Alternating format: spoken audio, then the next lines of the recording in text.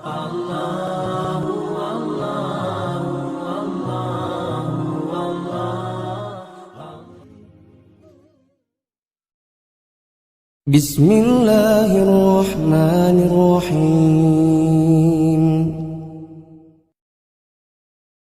Hewan kurban. Berikut ini kriteria hewan kurban. Nomor 1 kriteria sah. Kriteria 2 adalah kriteria sunnah. Kriteria sah, bila terlanggar maka kurbannya batal. Sedangkan kriteria sunnah, bila ada pada hewan semakin menambah pahala. Bila pun tidak ada maka tetap sah. Kita lihat kriteria sah, yaitu kriteria yang jika tidak ada pada hewan kurban maka kurban menjadi tidak sah. Di antaranya A. Kepemilikan yang halal. Dalilnya hadis Rasulullah sallallahu alaihi wasallam riwayat Muslim. Beliau bersabda, "Innallaha thayyibun la yaqbalu illa thayyiba." Sesungguhnya Allah itu maha baik dan tidak menerima kecuali dari yang baik-baik. Ini menunjukkan kepada kita, bila antum berkurban tapi hewannya didapat dengan cara yang haram, maka kurbannya tidak sah. Dan cara mendapatkan yang haram ini misalnya mencuri. Saking pengennya kurban, ada yang nekat mencuri dagangannya peternak, maka kurbannya tidak sah. Contoh yang lain didapatkan dengan cara berhutang riba. Saking pengennya kurban, dan biasanya yang sampai nekat begini ini adalah orang-orang yang mau kurban karena tidak mau malu. Adapun mau kurban sangat pengen sampai ngutang, itu hanya keinginan karena ingin berkurban. Adapun yang nekat sampai ngutang riba, biasanya ini adalah orang-orang yang nekat mau kurban karena tidak mau malu. Sebagian orang berkata, kalau tahun ini kita nggak kurban orang bilang apa? Bahkan ada yang bilang gini, kita ini sudah setiap tahun 2 ekor, kalau tahun ini cuma 1, orang bilang apa? Kata-kata orang bilang apa itu menunjukkan bahwa kurbannya dipaksakan bukan karena Allah, melainkan karena kata orang alias kata manusia, alias nggak mau malu. Lalu sebagian orang kurbannya yang satu biayanya, sedangkan yang satu lagi ngutang dengan cara riba. Maka kurban yang seperti ini tidak diterima. B. Baru sah bila jenisnya sesuai ketentuan syariat. Apa jenis hewannya? Unta, sapi, kerbau, kambing, domba. Kerbau masuk karena kerbau itu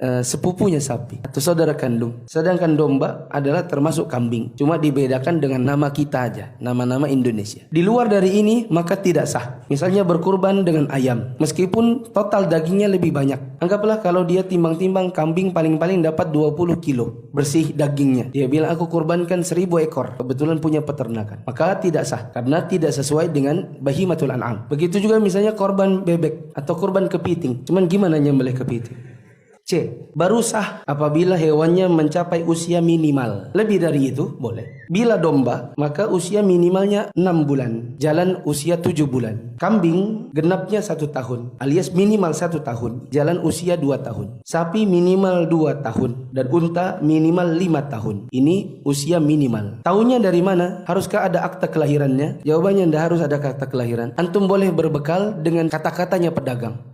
Bila dia dusta, maka yang menanggung dosanya adalah si pedagangnya. Lebih bagus lagi bila kita ditemani sama yang ngerti perhewanan. Maka berbekal dengan perkataan orang yang kita yakini ilmunya, maka ini pun sah, tidak masalah. D. Dia harus bebas cacat. Dan cacat di sini ada 2 model. Ada cacat yang menyebabkan tidak sah dan ada cacat yang hanya mengurangi pahala. Ada juga yang tidak bisa dibilang cacat sehingga kurban sah dan hewannya tidak berkurang pahalanya. Cacat yang menyebabkan tidak sah kurban adalah 1. Buta sebelah atau bahkan buta dua-duanya. Yang jelas butanya, yang perlu di highlight jelas butanya, karena ada buta yang tidak jelas. Misal butanya jelas, matanya itu kayak kismis, yaitu mengerut atau bahkan tercongkel, intinya buta. Atau katanya si peternak ini buta, makanya kalau dia giniin tidak kedip dia misalnya. Kalau kita yakin ini buta, yang butanya jelas, maka tidak sah. Adapun buta yang tidak jelas, sebenarnya dari jauh normal-normal aja, cuman misalnya anggaplah dia nggak bisa belok, dia kalau jalan tidak ada belok kiri, hanya bisa belok kanan, atau mungkin otaknya tidak bekerja sebelah. Lah anggap aja ini kambing buta ndak ya? Kok ndak pernah belok kiri?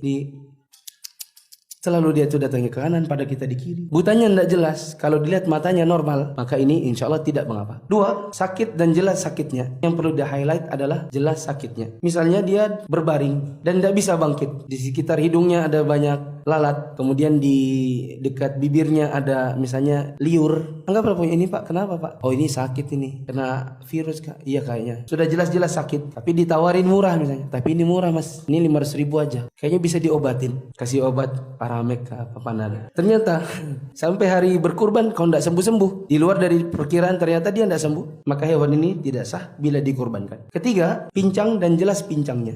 Yani misalnya patah kakinya 1. Atau dia kalau berjalan memang kelihatan pincang. Kalau dia beriringan, maka dia senantiasa terlambat di belakang. Maka ini jelas pincangnya. Yang perlu dicatat, bagaimana kalau pincangnya sesaat sebelum dikurbankan? Misalnya waktu ditarik ke arah penyembelihan, intinya kakinya prosok dalam lubang. Padahal ini sebentar lagi mau dikurbankan. Waktu mau diangkat, kakinya patah. Bagaimana? Maka para ulama kita mengatakan, bila pincangnya hanya sesaat sebelum dikurbankan, maka insya Allah sah. Karena dia sudah hampir ke tempat pengkurbanan. Tapi kalau masih lama, bagaimana? Misalnya kita beli H-5, kemudian waktu diturunkan dari pick up atau diturunkan dari truk, dia lompat sendiri. Belum digendong, dia sudah lompat duluan. Patah kakinya satu. Misalnya dia nggak lihat di bawahnya itu ada batu. Jadi lompat kakinya bersamaan, satunya batu, satunya tanah. Patah satu. Maka kurban seperti ini tidak sah. Tapi siapakah yang ganti? Jawabannya yang ganti adalah sesuai dengan akadnya antum dengan si penjualnya. Misal, antum berakad sama penjualnya, saya minta hewannya diantar ke rumah saya dan sampai di pekarangan saya dalam keadaan sehat. Kalau sampai ada buta, sakit, pincang sampai depan rumah, maka saya tidak terima. Berarti yang bertanggung jawab si penjualnya. Tapi penjualnya bilang gini, akad kita sampai di sini, sedangkan saya ngantarin semuanya adalah tanggung jawab Bapak karena Bapak pembeli. Misal, mobil saya ditabrak truk di tengah jalan, maka saya tidak berkewajiban mengganti. Kalau ternyata hewan ini sudah kami ikat, terus dia lompat sendiri dan patah kakinya atau ditabrak kendaraan yang lain, maka kami tidak berkewajiban untuk mengganti. Bila ada kesepakatan demikian dan antum setuju, berarti cacat ini yang tanggung siapa? Si pembeli. Begitu juga nanti buta, misalnya hewannya ditarik, kemudian misalnya ada anak-anak main pisau, ting teng tong tong tong tong, sia gitu kan, lewat sek, terbelah matanya. Padahal ini lagi jalan menuju tempat penyembelihan. Maka apabila ini sesaat sebelum dikurbankan, maka insya Allah sah. Keempat, sangat kurus, sampai-sampai tidak memiliki sumsum tulang, atau bila kita pegang badannya langsung tulang. Bahkan dari jauh pun sudah kelihatan itu setelah kulit tulang, tidak punya daging. Maka hewan seperti ini tidak sah untuk dikurbankan. Jika cacatnya lebih parah dari 4 yang di atas, maka tidak boleh diselenggarakan untuk berkurban. Maka yang lebih parah darinya lebih tidak sah lagi.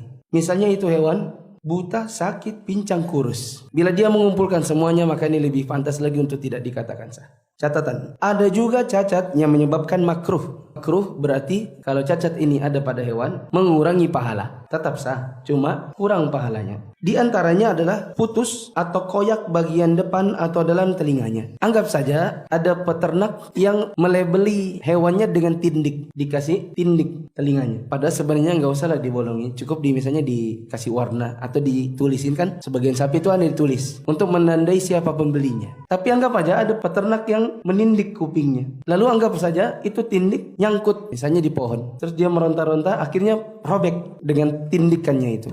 Maka hewan ini sah untuk berkurban, tapi kurang pahalanya. Yang kedua, pecah tanduknya. Misalnya dia adu kepala sama temannya, memperebutkan betina. Lalu kelahi tanduk-tandukan, salah satunya pecah tanduknya. Maka hewan ini tetap sah, tapi berkurang pahalanya. Selain dari cacat yang menyebabkan tidak sah dan cacat yang menyebabkan makruhnya hewan kurban, maka tidak berpengaruh pada status hewan kurban. Kurbannya sah, tidak kurang pahalanya. Ini yang saya bilang cacat model 3. Misalnya gigi hewan ompong. Anggaplah ini tanduk-tandukan patah atau pecah tanduk, ganti gigi. Tanduk lawan gigi. Jelas menang mana? Jelas menang tanduk. Kalau ompong giginya, maka hewan ini tetap sah, tidak berkurang pahalanya. Karena itu gigi juga tidak bisa dimanfaatkan. Begitu juga bila tidak berekor. Misalnya memang hewannya itu lahir dalam keadaan tidak berekor, cuma kok bagus, gemuk lagi. Maka hewan ini boleh saja untuk dikurbankan dan tidak berkurang pahalanya. Contoh yang lain, bunting. Dan sering kejadian setelah disembelih dan dibelah perutnya baru keluar anaknya. Maka hewan ini sah. Tambahan pertanyaannya, kalau gitu, itu anak boleh ndak dimasak? Bolehkah dimakan? Setelah dibelah perutnya ternyata ada janin, bolehkah dimakan? Jawabannya boleh. Haruskah disembelih juga? Jawabannya tidak. Bila sudah disembelih mamanya dan mati mamanya karena penyembelihan itu, mati juga anak di dalam, maka anaknya tidak perlu disembelih karena penyembelihan mama itu sama dengan menyembelih anak. Contoh yang lain, tidak berhidung. Misalnya hidungnya cuil, maka ini tidak mengapa dan tidak mengurangi pahala.